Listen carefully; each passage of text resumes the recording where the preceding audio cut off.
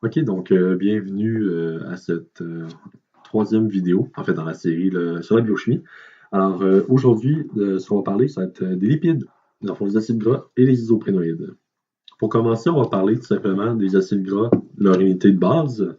Alors ces unités-là sont faites d'environ 12 et 20 carbones, et puis c'est des chaînes qui sont linéaires, et généralement, ils ont un nombre pair de carbone, c'est général.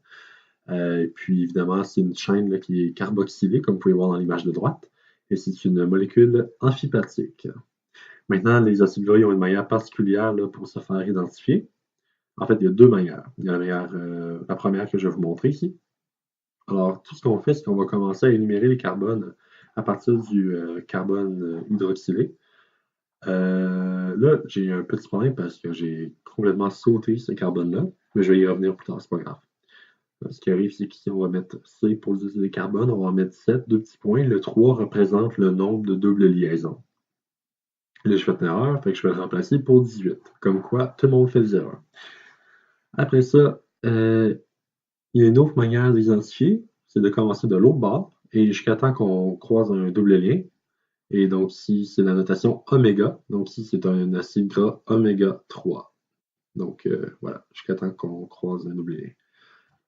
Pour la première notation, on peut aussi rajouter un delta, puis marquer les carbones où il y a un double lien. Voilà. Maintenant, les tags sont formés. Les tags, c'est des trisacylglycérols, sont formés simplement de trois acides gras reliés par une molécule de glycérol. En fait, ils sont très importants. Ils représentent 95% des lipides de l'alimentation en général.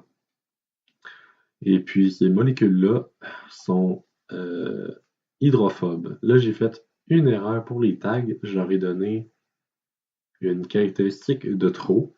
En fait, ils ne sont pas présents dans les membranes. Étant donné leur caractéristique hydrophobe, ils ne sont pas présents dans les membranes cellulaires. C'est faux. C'est une erreur de ma part, hein. Donc voilà. La manière la plus simple de les reconnaître, c'est tout simplement trois molécules d'acide gras reliées ensemble par un glycérol. Il n'y a rien d'autre. Après ça, il y a les glycérophospholipides, qui sont en fait des composants majeurs des membranes. Ils sont très importants dans les membranes. Comme vous pouvez voir, là, c'est un glycérol, dans le fond, encore avec deux acides gras, et puis un groupe phosphate qu'on a mis à la place dans le fond, du troisième acide gras. Donc, c'est une molécule qui est amphipathique. Et puis, dans le fond, à l'oxygène, à un des oxygènes du phosphate, on peut mettre un substituant. Évidemment, comme j'ai dit plus tôt, ici on a les membranes cellulaires. Et puis, dans le fond, si ce substituant-là est un hydrogène, on appelle ça un acide phosphatidique. Et c'est donc la forme la plus simple des glycérophospholipides. Quand même intéressant à savoir. Les glycérophospholipides, comment les reconnaître? Encore une fois, glycérol et puis le groupe phosphate attaché là, avec deux acides gras, ça ment pas vraiment. Mais il faut faire attention parce que il existe aussi des sphingolipides qui ont une structure qui peut parfois ressembler à celle des glycérophospholipides. Donc, c'est des molécules qui sont amphipathiques, qui sont abondants en fait dans les membranes biologiques. Et puis, en fait, ils sont aussi abondants dans les tissus nerveux. Et puis, eux aussi sont des constituants importants là, de la membrane cellulaire des cellules. Et puis, les sphingolipides peuvent avoir un substituant. Et la version la plus simple, si on veut, des sphingolipides, c'est la céramide. Encore une fois, le lien amine ici, dans le fond, est comme la caractéristique diagnostique, si on veut, pour les sphingolipides. Donc là, je vais juste marquer la version la plus simple avec un hydrogène. Comme substituant, c'est un céramide.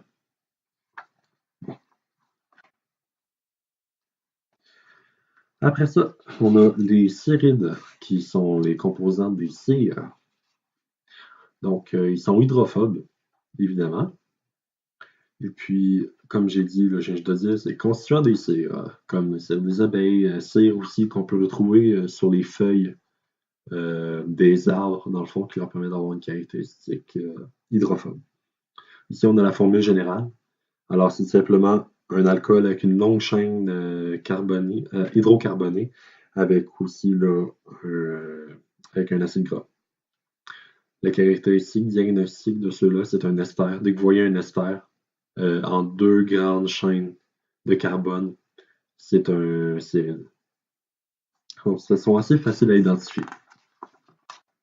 Après ça, on a les écosonoïdes, qui eux sont un peu plus compliqués à identifier, du fait en fait qu'ils peuvent avoir beaucoup différentes formes. Donc, encore une fois, c'est un dérivé des acides gras. C'est des acides gras qui sont polyinsaturés. L'affaire qui est spéciale, c'est qu'ils ont toujours 20 carbone. Donc, si vous comptez les carbones, ils vont toujours avoir 20 carbone. S'ils ont 20 carbone, c'est un écosonoïde.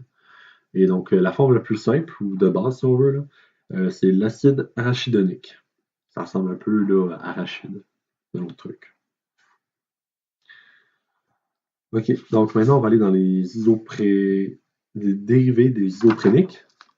Et un des plus importants, c'est les stéroïdes. Alors, les stéroïdes sont des molécules qui ont un noyau, dans le fond, de quelque chose qui s'appelle le cyclopentano-péridrophénanthène. Donc, en tout cas, si votre professeur vous demande de vous rappeler de ça par cœur, mais je vous plains. Et dans le fond, c'est des noyaux fusionnés qui sont dérivés du scalène, simplement. Et puis, voilà. Si vous voyez des anneaux de même, c'est une caractéristique quand même relativement diagnostique. C'est des anneaux simples, pas de double liaison. Si vous voyez ça de même, c'est presque sûr que ce sont des stéroïdes.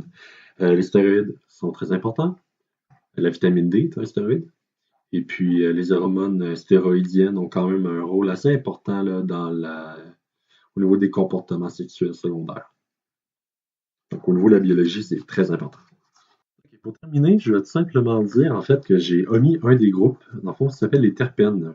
Les terpènes sont dérivés de deux ou plusieurs molécules d'isoprène. Et puis pourquoi je les ai en fait là, un peu écartés, c'est qu'ils sont très difficiles à identifier d'eux-mêmes, dans le sens qu'il n'y a pas vraiment de caractéristiques que je peux vous donner pour les reconnaître.